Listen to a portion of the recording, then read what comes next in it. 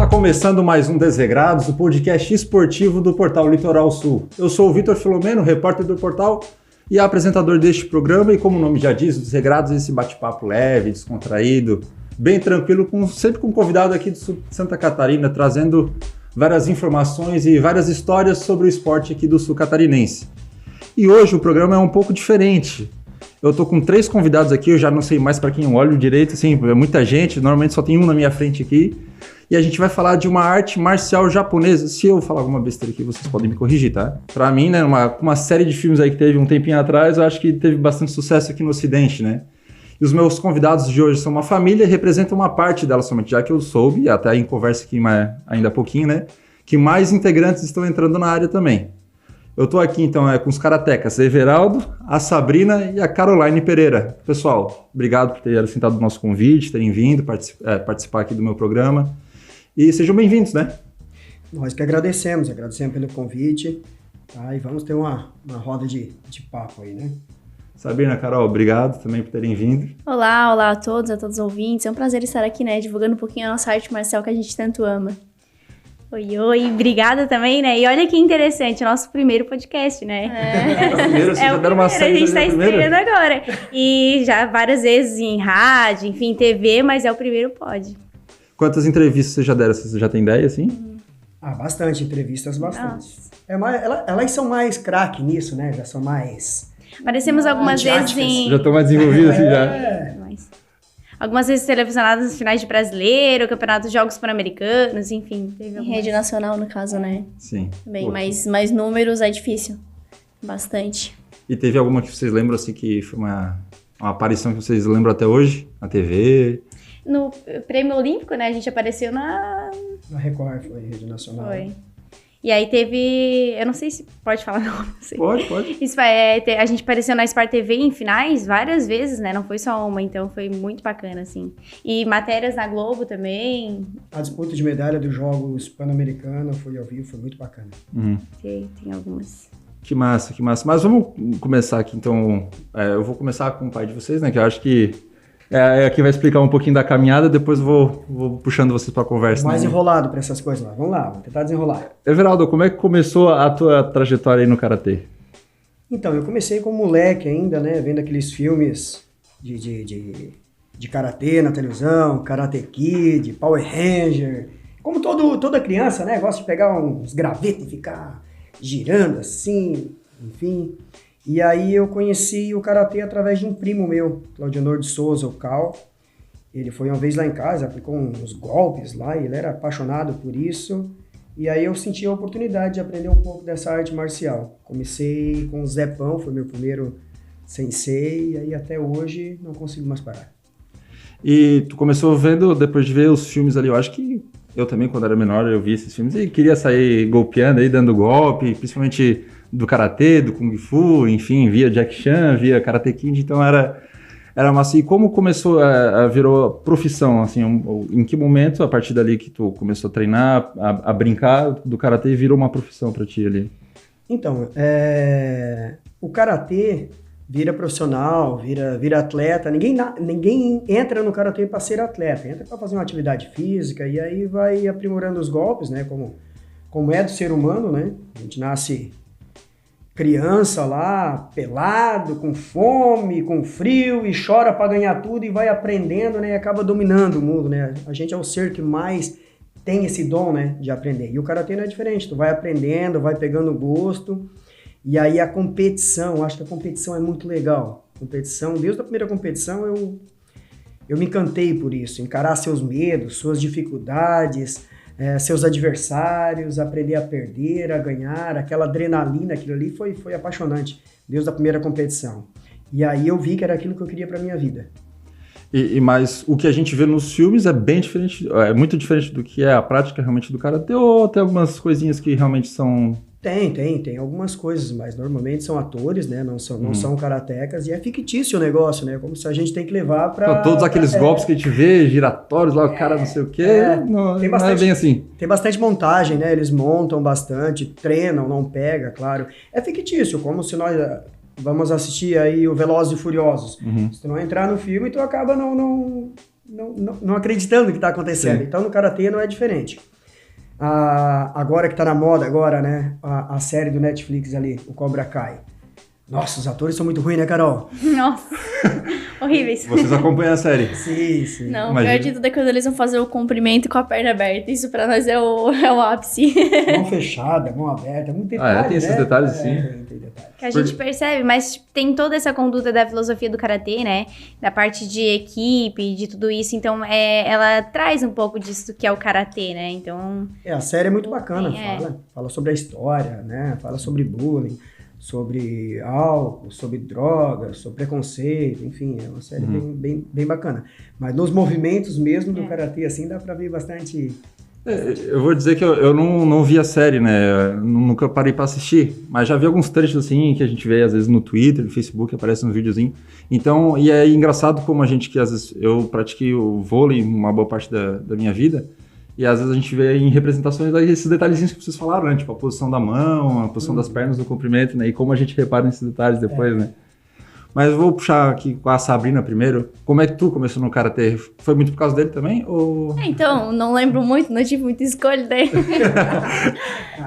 com 3 aninhos eu já iniciei. É claro que com 3 aninhos é algo mais lúdico, mais brincadeira. Não tem uma responsabilidade e um compromisso, né? Mas com 4, 5 aninhos já competia na categoria dente de leite.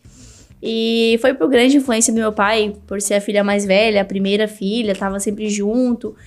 Automaticamente já foi indo para as competições e ganhando medalhinha. E é um incentivo, né? Quando eu ia para as competições, não que eu lembre mais, mas eu imagino, novinha, de 3, 4 aninhos, tu vai lá e tu ganha uma medalha, tu fica muito feliz. Então vai te dando um incentivo, vai te dando um estímulo para cada vez continuar e ganhar mais e ganhar mais. E tô até hoje. Isso já são quanto tempo aí de carreira no karatê? Já são 21 anos. 21 anos. E tu, Carol, como é que foi?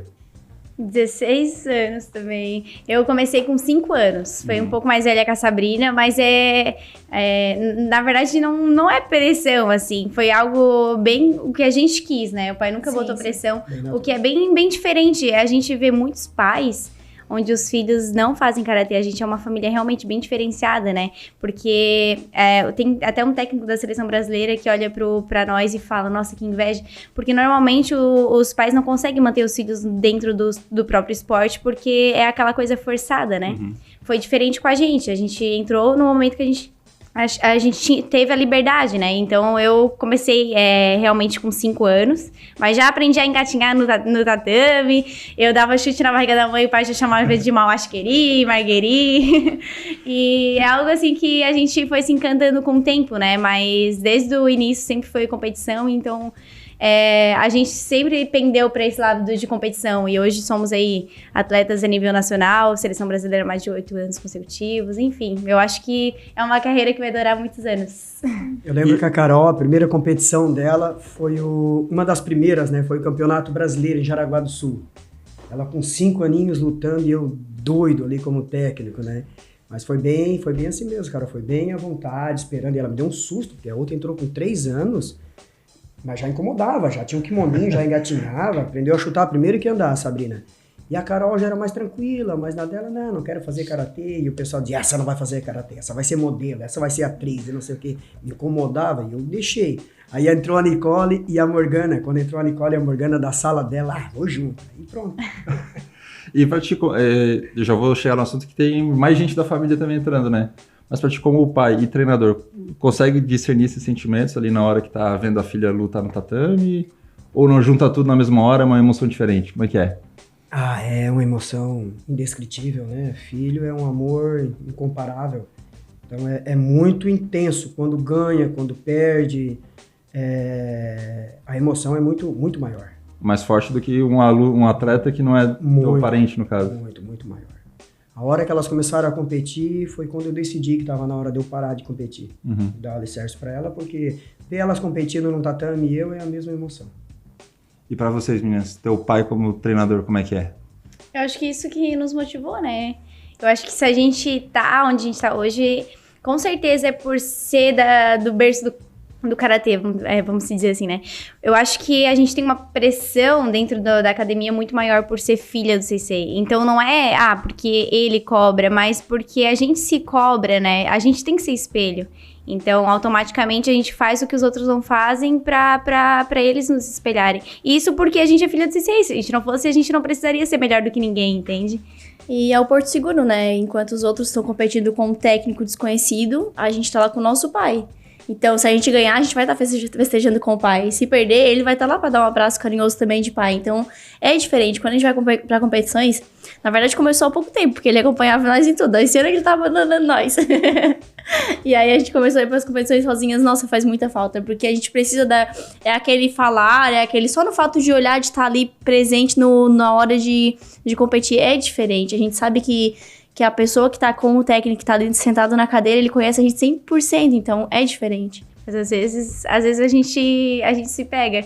Sai da luta chorando, querendo um abraço de pai, mas o que vem é o abraço de é o tapão de técnico. Então tem esses dois lados, mas o pai, ele sabe conciliar muito bem, assim. A gente tem momentos que a gente tá bem triste, que ele briga pra gente realmente entender que a gente tem que passar por isso, que é atleta, às vezes perde, mas tem momentos que ele é o pai também, e não o técnico, né? Então ele sabe trabalhar das duas formas. Psicólogo, nutricionista, é tudo. Eu devo muito, Vitor, muito o meu crescimento a elas, né? Porque eu não cresci técnico, eu era professor, eu virei técnico por elas. Pergunta para elas aonde elas querem chegar, para te ver aonde eu tenho que chegar. Elas vão me empurrando, elas querem ser a melhor da América do Sul, das Américas, do Mundial, elas querem estar entre as melhores do mundo. Isso automaticamente vai me jogando um compromisso maior. Eu sou obrigado a ser um dos melhores técnicos. Eu tenho que estudar mais, eu tenho que evoluir mais. Agora eu já estava tirando o pé, já estava bem tranquilo, vou me aposentar de boa. Aí vem a menor agora de 13 anos, seleção brasileira, foi para Sul-Americano, foi para Pan-Americano. Estou viajando agora para o brasileiro junto com ela, é uma loucura, começa tudo de novo. E tem a mais nova agora, como tu falou, de 13, que tá entrando. Essa de 13 essa anos. Qual é a dela? Emily. E vocês citaram mais uma que também tá entrando. Tem mais uma irmã? Não, São é só a as Emily. três. Essas três. E a mãe também tá entrando agora, a esposa, a mãe. A mãe é turista, ela foi medalhista, já em 2001 ela já foi medalhista lá, treina um pouquinho, vai pra competição, aí fica um tempo fora. E tem competição, tem um brasileiro. Onde é que vai ser? Vai ser na Bahia. Vamos alugar um apartamento, legal, vamos pegar uma casa que tem a piscina, vou treinar pra ir junto. Aí ela vai. E vocês falaram ali da experiência de ter o pai como técnico. Eu estudei no mesmo colégio que minha mãe dava aula, minha mãe é professora, e eu tive aula com ela também, isso já no ensino médio. E muitas vezes eu já ouvia assim, filho da professora, né, já tem a responsabilidade, né, maior do que os outros alunos, mas também já ouvi muito assim, foi bem na prova porque é filho da professora, vê a prova em casa. Você já ouviu essas maldades assim também quando estavam treinando, em competição, enfim? Tem a questão de, elas são... tem vantagem, porque são filho do professor, tem aula em casa, não sei o que, mas... A gente sabe que não é bem assim, né? Isso nunca afetou vocês? Nunca deixaram isso? É as que mais treinam, Vitor. Elas são as mais dedicadas, assim, até mesmo porque onde eu vou, elas vão junto, elas gostam muito disso. Então, treinam de manhã, tarde, à noite. Teve um período da vida delas que vivia com kimono, dormia de kimono, acordava de kimono, assim, treinando, né? Agora estão na faculdade, estão namorando, já estão em outra vibe, já estão me largando já. É? Mas, elas estão dizendo que eu estou largando elas, não, elas que estão cortando o cordão umbilical ali. Mas durante um bom tempo da vida delas, elas fizeram isso que a Emily está fazendo hoje. A Emily fica comigo praticamente todo o período, estuda e fica o outro período comigo, treinando e dando aula, aprendendo karatê. E a mais nova já está em competições, já está em ranking brasileiro? Como é que está esse crescimento dela? Ela foi campeã brasileira de kata, comitê, está na final do Campeonato Brasileiro em kata e comitê. Está indo agora para o JEBs, só vai uma de Santa Catarina na categoria dela, conseguiu essa vaga. É a atual campeã, né? Vai ser no Rio de Janeiro essa competição, tá bem... É vice-campeã sul-americana, né? Ela é atleta da seleção brasileira também, sub-12. E vocês também são da seleção brasileira? São titulares? Como é que se chama esses? Sênior. São seleções do sênior. Que é a principal, a seleção principal. Mas aí vocês não perdem essa vaga? Como é que funciona essa questão de seleção? Vocês não perdem essa vaga por serem sênior? Como é que funciona isso, assim, esse esquema? Sênior... Pode falar. Sênior seria como se fosse a seleção brasileira de futebol principal. Tá. E aí tem a júnior, tem a... Enfim, e elas são a top 1 do Brasil, assim. Tu tem que ter um ranking para isso. Né? Ir a algumas competições, internacional, viajar ao mundo para conseguir esse ranking. A Sabrina já tem garantido, né? Essa vaga quase garantida, né? Que ela tem um pequeno deslize assim que ela pode perder essa vaga. Mas quem disse que ela quer perder? Quer ser campeã brasileira para garantir já. E a Carol tem que ir para seletiva, né, Carol? No início do ano. É um processo seletivo. Que loucura. E vocês não disputam a mesma categoria, porque é por peso, né? É, karatê por peso. Vocês não disputam a mesma categoria. São 3 categorias. Uma é dividido em kata e comitê. O kata, ele é uma luta com adversário imaginário. Então, a gente faz várias expressões de quem tá lutando no tatame, mas não tem adversário. Então, é uma apresentação mesmo, né? E aí, tem esse kata em equipe, que são 3, aí todo sincronizado. E a gente também disputa essa categoria juntas, inclusive com mais outra menina, a Tayane. E aí, tem o comitê. Então, no kata, a gente disputa a mesma vaga, né? Mas, normalmente, seleção brasileira, sênior, a gente não foi. A gente foi de base, foi campeã aí no Sul-Americano 2019, enfim. Só que a gente sempre em categorias diferentes, porque ela é 3 anos mais velha que o meu. Então, ela sempre estava em categorias a mais, assim. Então, no sênior, ano que vem, por exemplo, na seletiva nacional, a gente vai disputar juntas. E catar a equipe parceiras. E comitê, ela no menos 61 e eu no menos 55. Então, a gente divide os pesos para não bater. São por idades, Vitor. Por idades. E o sênior é acima de 18 anos. Então, tu pode ter 19, tu pode ter 35 anos. E aí, quando chegou ali, a gente dividiu elas em pesos diferentes. A Carol vai até 55 e a Sabrina até 61 para não lutar. Mas já lutaram juntas, sim. Já teve umas competições aí open, que era todos os pesos, e as duas fizeram a final. Inclusive é muito engraçado. Mas daí foi luta de comadre. Foi uma porrada. Vocês lutaram Não, é contra? engraçado. Foi isso? Elas lutaram, Foi bem mas não se coisa de batia. filme mesmo. Foi bem aquele negócio de filme. Em Brasília, elas fizeram a final do kata individual. Aí foi cada uma numa chave, as duas fizeram a final. E aí foi pra Globo e tudo, né? Foi televisionado. E aí, quando chegou na final, que as duas fizeram, quem ganhou? A Carol ganhou. A Carol Natal, ganhou né? o kata. E aí, ela começou a chorar. Chorar, porque tinha ganhado da Sabrina e tal. Foi uma emoção. Mas o kata, ela é até tranquila, a gente compete juntas mesmo, né? Porque o kata a gente apresenta e aí quem julga é os árbitros, independente da gente. Agora no comitê teve 2 vezes. Uma vez a gente simulou ali que tinha se machucado e não fez a final. E a outra vez a gente conversou antes, aí falamos assim, na primeira eu faço isso, na segunda tu faz isso, e a gente combinou a luta. E aí chegou, os árbitros ficaram putos, tipo, eles têm uma penalidade que se chama Chicago, onde os atletas são expulsos, e eles pensaram em dar Chicago pra gente, assim, de simulado que a gente fez no tatame. Mas é que não convém a gente competir contra, assim. A gente não queria lutar, eles obrigaram a gente a lutar. A culpa é deles. E aí no fim, quem foi tu? Foi a Sabrina. Ela deixou. Mas na academia o pau fecha. Na academia. A gente treina.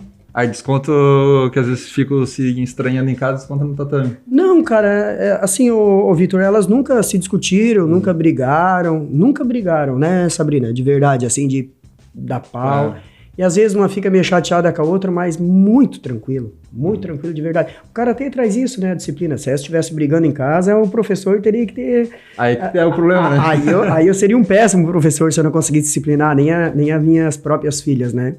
Agora, na academia, o pau fecha. Quer ver? Antes da competição, que eu vou aquecer, tem umas histórias muito bacanas, assim. Nós estávamos em Fortaleza, e aí a Carol pilhada, que era uma seletiva, acho que com um Pan-Americano, e a Carol batendo, que era uma louca, suada, aí eu digo, vamos lá, vamos aquecer aquela. Me deu uma na costela, no peito, meu Deus do céu. Já embaçou, aí eu disse assim, não, tô velho, não aguento mais isso. Subi na arquibancada e disse, Sabrina, vai lá aquecer com ela. Sabrina, não, aqui, ó, já tinha arrebentado. Aí eu olhei, Gabriel, desce o Gabriel, foi lá aquecer com ela, coitado. Não, nas últimas competições eu não aqueci com ninguém, eles não aquecem mais comigo. Eu fui aquecer com ela eu ainda fui no Pan-Americano. O pai não sabe, né? Me nocauteou. Não, né? Por Deus, voltei, quase desmaiei ali, eu assim, eu sou filho da mãe. A raiva que deu. Mas não é possível, não é fraquinha, não é possível. Não, mas em competição, realmente, assim, aí a gente fica um pouco, sempre em Não aquece aquecimento, a mais. Sabrina não gosta de aquecer comigo. Já entra Mas mais tudo pilhada, certo, né? a gente acostuma. A Sabrina também é assim, cansou de me cortar a boca. Eu ia receber ela me cortar a boca, não dá pra brigar. Porque daí é na hora psicológica, ela tem que estar tal, isso, Ela tem que estar confiante, isso, né? mais firme e tal. Sobe o sangue, não né? pode Tipo, bater a na gente tá vida. na O karatê energia. é só um leve toque, né? Sim. Mas eu tô fora de time, de tempo, Sente. Acaba sentindo. Não, eu fico no raio de ação, já toma deles que te mandaram, né? Põe que é um condenado. Aí quando chega na academia, me cobra. Daí. Porque no karatê em competição é usado aqui uma espécie de colete, capacete também. Tem todo Não, uma... capacete não. Tem Capacete protetor bucal, protetor de tórax, caneleira, sapatilha e luva. Mas é tudo bem por dentro do kimono, né? Não é que nem o taekwondo, que é um colete por fora, o capacete bem fininho. eu tava pensando O karatê é por dentro do do kimono, é bem fininho, então é bem... Nem dá de ver, só dá de ver o kimono superficialmente. E no comitê, que é a luta propriamente dita, como é contabilizado, assim, os pontos, enfim, como é feito esse cálculo para determinar um vencedor? Na categoria principal são 3 minutos, nas demais são 2 minutos. E aí tem várias possibilidades de tu ganhar uma luta. Por exemplo, com 8 pontos de diferença, fecha a luta. Daí não tem tempo, Mas né? é questão de árbitros, né? É julgamento pelo árbitro mesmo. Não é que nem o taekwondo, que é um colete. No karatê são os árbitros. E aí tem os pontos. Soco na barriga ou no rosto vale 1 ponto. Chute nas costas ou na barriga vale 2. E chute no rosto ou uma queda e soco vale 3. E aí vai contabilizando, né? E aí tem as faltas também. Não pode tocar. Se tocou forte, dependendo do grau, pode ganhar até expulsão direto. Mas são 3 faltas, na quarta é expulso. E aí é dividido em 2 formatos de falta. A de pancada e a de fuga, assim, né? Se ficar fugindo, porque a gente tem um tatame de 8x8, né? E aí se sair da quadra também tem penalidade. É basicamente isso. São 4 bandeiras, um em cada ponta, para ver todos os ângulos, e o central comandando a luta. O central não pode dar ponto, e o bandeira fica com uma bandeira vermelha e um azul. Cada vez que o bandeira vê um ponto, ele dá. Quando é um ponto é embaixo, quando é 2 pontos no meio e 3 pontos em cima. Tem que ter 2 bandeiras para confirmar o ponto. Tendo 2 bandeiras, o árbitro para e confirma o ponto. Mas aí os bandeiras, eles, né, para determinar esse ponto, eles têm que levantar, digamos, ao mesmo tempo? Ou um viu, digamos, primeiro, ele já conseguiu... Simultaneamente. Vai lá, fez o ponto, puf. E aí entre os 2 lutadores, um tá de luva vermelha, botinha vermelha, faixa vermelha, e o outro azul. E aí, dependendo da cor que ele apontar pra a bandeira vermelho ou azul, é pra determinado... E acontece muito de ter discussão sobre sobre o ponto, esse aqui eu acho que não é para 2 pontos ou para 1 ponto. Não tem. O karatê é bem disciplinado nisso, né? Bem diferente do futebol ou de outra modalidade, onde a torcida, né, às vezes não concorda e fala com o árbitro. No karatê, não. Se tiver alguém lá em cima que deu 1 ponto, o cara, filho e xingar o árbitro, Ayame, aquele fulano, e para todas as quadras, para tudo. E aí o fulano lá, de boné vermelho, de camiseta azul, faz favor. E aí vê de qual é a associação, é penalizado, conforme é levado de caco, fica até 3 anos fora da competição. Tem todas essas regras aí bem... o karatê leva muito isso, assim, na questão de respeitar o julgamento do árbitro, né? Já imaginou se o Neymar decidisse cada vez que era falta nele? Em competições internacionais, a gente tem como se fosse um VAR. Eu achei que o meu técnico achou que foi ponto, ele vai pedir o cartão, e aí eles vão num vídeo ver se foi ponto ou não, que às vezes o árbitro acaba não vendo. Claro. E aí, mas isso é só em competições internacionais. Sim. Mas o uso disso em competições internacionais não é tão recorrente também, porque acaba tendo essas objetividades, assim. Não tem muito... Não tem um critério subjetivo do árbitro, então. É julgamento. Porque vamos falar do Campeonato Brasileiro de Karatê etapa final. O último Campeonato Brasileiro etapa final deu 3.114 atletas. Olha a loucura que isso é, uma loucura para desmanchar um campeonato desse. Então, se bota cartão, não funciona, né? Para toda hora. Sabe como é que é o brasileiro? Se ele achar uma maneira de tirar vantagem daquilo, ele vai pedir cartão. Falta 1 segundo. Não foi ponto, mas eu pedi cartão. Vai que... né? Aí trava a competição. Em competição internacional isso enxuga muito, só vai os melhores de cada país, são poucas categorias, então diminui a quantidade e aumenta bastante a qualidade. Entendi. E falando um pouquinho de competição, de títulos, assim, porque para falar com vocês eu dei uma pesquisada, lógico, né? Entrei no Instagram de vocês, dei uma olhada, e eu não lembro de quem foi o Instagram que eu vi, uma postagem assim, com trocentas medalhas, assim, só desse ano, Eu não sei se foi de qual de vocês dois, é um post não sei se era recente ou pode ser daqueles fixado, enfim, mas de várias medalhas, assim, como é que competições vocês já foram, títulos vocês têm? Lembrando que a gente fica 40 minutos só conversando, tá? Não... Tem que ser rápido, né? Porque eu sei que tem bastante, então... Enfim, regionais, estaduais, a nível nacional eu também não lembro quantas vezes campeã, mas já aí há bastante anos consecutivos. Eu sou seleção há 8 anos consecutivos, diretos. Dentre esses 8 anos eu fui 5 vezes campeã sul-americana, eu fui campeã pan-americana, eu cheguei a top 1 do ranking mundial no ano de 2018. Jogos Pan-Americanos, que é a etapa olímpica da América, né? A gente ficou em terceiro também. Recebi o prêmio olímpico também, junto com o presidente da República, o Bolsonaro. Então, a gente tem aí uma história em competição muito, muito bacana. E tá faltando aí a medalha do Mundial, né? Que é o mais desejado. Já fui vice-campeã da etapa mundial, só que etapa da Liga, né? Que é as famosas Premier League. Porém, não a etapa mundial. Mundial mesmo, só vai um atleta por país, assim, né? Sim. Então, não que ele seja mais forte da que eu fiquei vice-campeã, só que ela é uma competição de visibilidade maior pra mim, assim. Então, é algo que eu ainda sonho em conquistar. E aí, é o objetivo de agora. É basicamente isso, os meus títulos, assim. Colecionadora de títulos. Esse ano eu fui pro Sul-Americano, Pan-Americano. Foi um ano mais atípico, assim, a gente não viajou tanto, porque realmente é difícil ser atleta, né? Sim. É muito complicado. Fomos ano passado pro Cairo, foi essa que eu fui vice-campeã. E desde então a gente não foi mais para nenhuma etapa da Liga Mundial, porque realmente é muito investimento, é muito dinheiro, e aí é onde entra um apoiador aí que quiser, né? Porque realmente quando a gente tá lá fora, a gente tá atualizados e competindo com os melhores do mundo. E por isso que eu acho que a América ainda tá um pouco atrasada, porque as competições são tudo lá, então eles viajam, eles estão sempre competindo entre eles. Quando a gente chega lá, dificilmente vai ter um vice, por exemplo, que nem eu fui, né? Então, por isso que a gente precisa ir mais pra chegar no Mundial e ser tiro direto. Por aqui também, bastante títulos aí.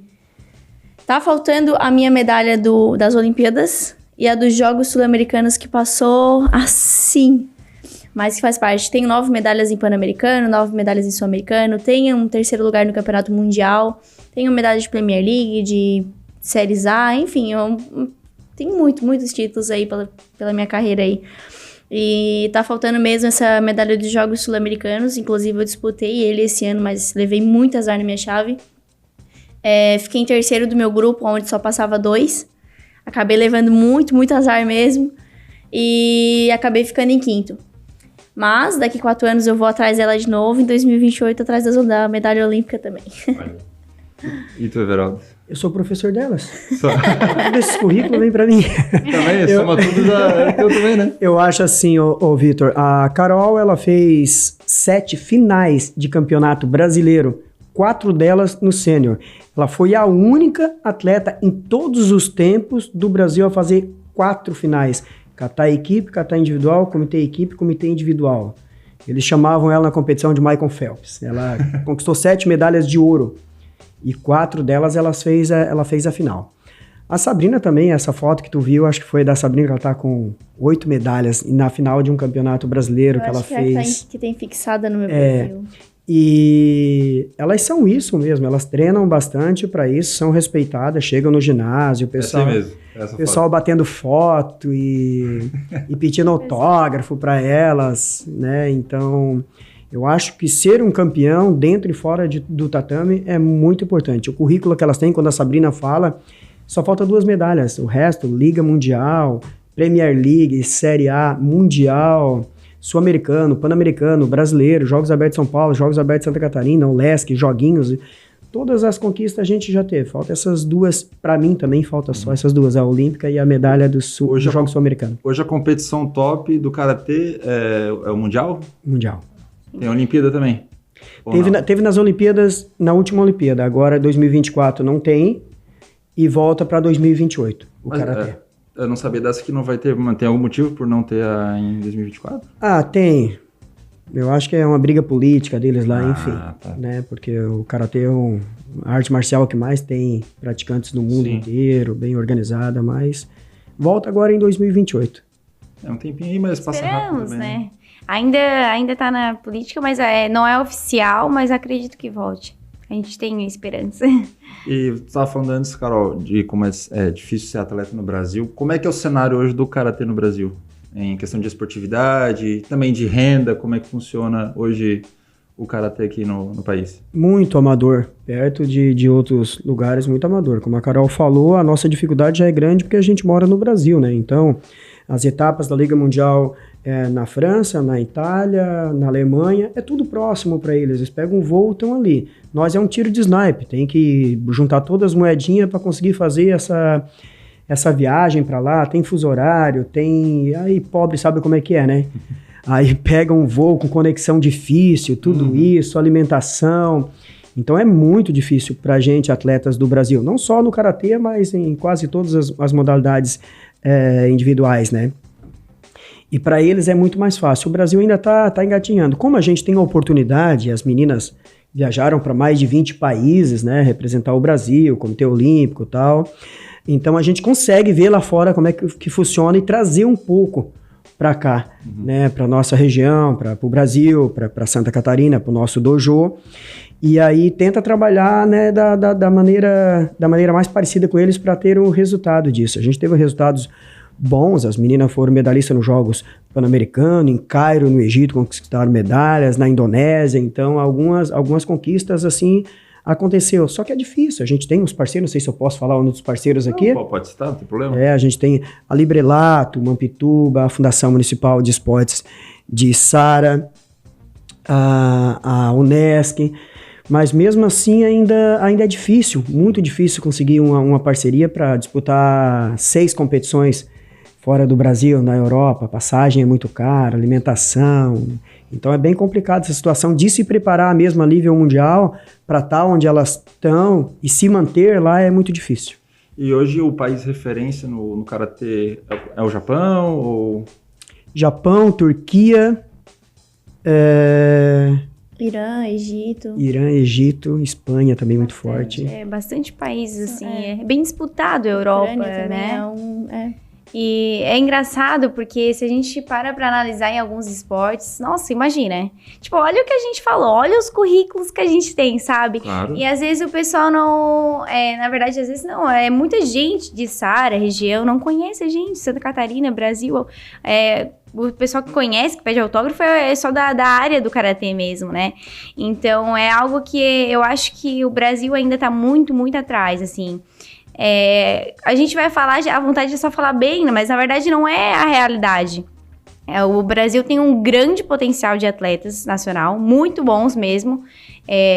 Já tem tricampeão mundial, tem atletas muito bons. A gente tem um fisiotipo, assim, tipo, perfil pra ser potente mesmo. O problema é investimento, assim. E eu acredito que a gente está trabalhando, né? Hoje eu, a Sabrina, a nossa equipe, o pai, a gente trabalha para abrir alas para a próxima geração, porque dificilmente a gente vai colher frutos de viagem gratuita, de ganhar materiais esportivos, enfim, ter uma vida como atleta, porque hoje a gente não vive bem, a gente vive só para ser atleta. Todo o nosso financeiro, assim, ainda bem é o patrocínio, né? Mas a gente não tem uma vida pessoal, assim, nossa renda é pra viajar, pra esporte, enfim. Então, futuramente, a gente tá tentando abrir alas pra eles realmente ter um salário e ser profissionais realmente como atleta, assim como é o futebol, outros esportes, assim, né? A gente acredita muito, né, no futuro do esporte, no futuro não só do karatê, mas de todo o esporte, né? A gente está no ano muito bacana, no ano eleitoral, então peço que todo mundo pense bem em quem votar, né? Vota numa pessoa que realmente vai fazer o bem para a nossa nação, que a gente precisa disso, principalmente o esporte. E assim, Carol, e a gente ainda é privilegiado, né? Porque nós moramos na Içara, que tem a prefeitura que sempre nos apoiou, a Dalvânia agora vem dando um grande apoio para nós. Tem outros municípios que é muito mais difícil ainda conseguir isso. A gente conseguiu todas as passagens agora para o Sul-Americano em Guayaquil, todas as passagens do Pan-Americano para o México, né? pagas pela prefeitura, então é uma parceria que a gente tem muito legal com a prefeitura. E tem vários atletas do karatê aí que não conseguem nem isso. E esses dias acho que eu vi a Sabrina, que deu uma entrevista na TV, e vocês estão com um projeto social também, ó, essa Sabrina, como é que funciona esse outro lado do esporte de vocês? Deixa eu falar, que isso é a menina dos olhos, né? É a parte mais primorosa, mais linda e que acaba não aparecendo, porque aparece no jornal a medalha, os campeões. Nós temos mais de 500 alunos praticando karatê, totalmente gratuito. Chega no bairro totalmente de graça, sem cobrar R$1 de mensalidade. E essa é a parte mais primorosa, né? De trabalhar com o atleta, aquilo que o esporte leva. E o karatê, por ser um esporte muito disciplinador, né? Por vir do Japão, por ter toda essa filosofia, né, de samurai, ele ajuda muito com essas crianças, principalmente o pós-pandemia, né? Crianças que estavam no apartamento, que não teve oportunidade de conhecer novos amigos, de correr, e alguns da minha idade, ou um pouco mais velho, um pouco mais novo, enfim, que nasceu, né, pulando vale, subindo em árvore, correndo, né? Então vem uma geração aí que precisa muito dessa parte de lateralidade, motricidade, coordenação motora, tudo isso que ficou um tempo afastado. Então o karatê traz isso para a parte social do negócio. E vocês acabam dando aulas também nesse projeto? Como é que funciona? E como é que é para vocês darem essas aulas assim? A gente se divide um pouquinho, né? Eu acho que o atleta por si, o nosso esporte, ele aprende, ele ensina e a disciplina e tudo mais. Então a gente concilia aí o estudo, faculdade, o namoro, a família, ser atleta, treinar e dar aula. Então realmente a gente dá aula em alguns núcleos para ajudar e é a coisa mais gratificante, assim. Não tem como descrever o quanto é bom, tipo, fazer parte da vida desses pequenininhos, onde às vezes não tem um pai em casa, ou é criado pra avó, enfim, tem toda essa parte onde a gente consegue realmente ser um pouquinho mãe, um pouquinho pai, e fazer com que eles se sintam acolhidos, além de cuidar da saúde, de tudo isso. Então, é sensacional, assim, é sensacional. E as portas estão abertas, né? Temos aí um projeto sensacional, o número do pai, pra quem querer entrar em contato, 99625-1984. E tem um prazer também, né? Porque a gente é atleta, a gente compete, a gente tá vivenciando isso e poder tá ensinando, tá transformando o nosso conhecimento para o aprendizado da criança é muito importante, porque às vezes a gente tá num treino onde o pai dá aula com 40 alunos, aí eles vejam a gente, eu não sou um ET, eu não sou um extraterrestre, eu não sou alguém de fora, eu sou aqui, eu treino com vocês, eu tenho o mesmo professor que vocês, e tá vendo os títulos que eu tenho? Vocês também podem alcançar, porque tá aqui na mão de vocês, é só vocês agarrar a oportunidade, não é algo diferente, a gente tá aqui passando nosso conhecimento, a gente passa as nossas estratégias, a gente passa as nossas táticas, a gente não esconde o jogo, a gente quer ensinar pra eles, a gente quer dar oportunidades pra eles, porque é real. Hoje na nossa associação, se eu não me engano, a gente já tem em torno de 18 atletas que já foram seleções brasileiras. Então, o ano passado, em 2020, quando veio a pandemia, a gente foi a equipe que mais colocou atletas na seleção brasileira. Então, a gente é uma equipe muito top, muito bacana, e que se eles quiserem agarrar essa oportunidade, eles vão estar fazendo uma faculdade, eles vão estar viajando, eles vão estar disputando pela seleção brasileira, eles vão estar sendo profissionais de um esporte que é muito gostoso fazer o que ama, né? Hoje nós temos 11 bolsistas que recebem para fazer o karatê, entre estadual, nacional e internacional. Nós temos alguma bolsa com a Unesco, uma parceria, que fazem a faculdade totalmente gratuito. Então o karatê deixou de ser amador e começou a ter o lado profissional também, né? A gente durante um bom tempo com o CBC conseguiu passagem, hospedagem para levar para o brasileiro. Vitor, a gente está levando 40 atletas para o Campeonato Brasileiro, etapa final em São Paulo agora. Quando é que é? Vai ser do dia 7 ao dia 12 de novembro. Tá quase. Eu acho que é uma das maiores delegações do Brasil. A gente está com um projeto para 2023, nós chegar no número de mais de 1.000 alunos praticando karatê.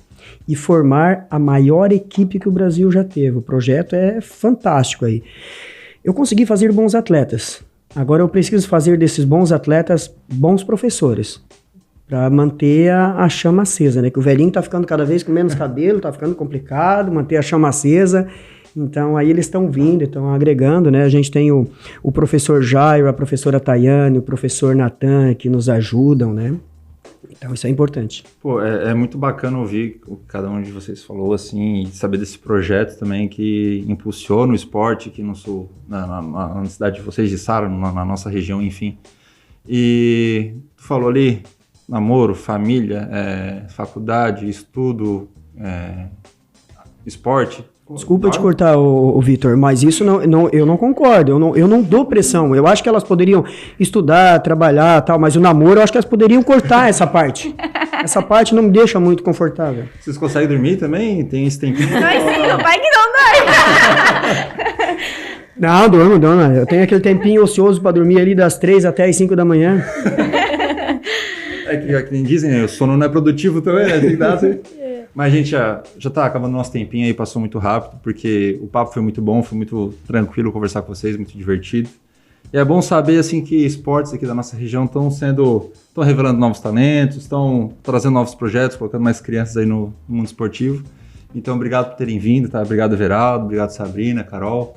Muito feliz de ter vocês aqui nesse episódio de hoje.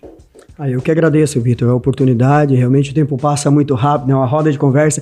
E eu sempre falo, eu falar de karatê e um pastor falar da Bíblia, a gente atravessa dia e noite falando 40 minutos é pouco, sobre né? isso. Obrigado, meninas. Nossa, muito bacana. Obrigada pela oportunidade também, né, de estar estreando. Fiquem abertos para mais convites, porque realmente é muito bom falar de karatê e expor aí nossa carreira e tentar ampliar de qualquer forma o esporte, enfim. Obrigada. Com certeza, agradecer muito. Se alguém quiser conhecer a gente também, nossos perfis aí do Instagram. Estou rumo a 60 mil seguidores. Ajudem. Pode falar o arroba de vocês O aí? meu é @Sabrina_Pereira_16. Difícil, a gente vai ter que mudar esses negócios. O meu é @Caroline com CAROLAINI Pereira. Caroline Pereira. E tem o Instagram da equipe também, né? Tem o meu também, que eu tô aproximando dos 200 seguidores. Gente, obrigado, viu? Foi um prazer. E esse foi o 6º episódio dos Regrados, com o Everaldo, com a Sabrina e com a Caroline Pereira. Até o próximo episódio. Tchau!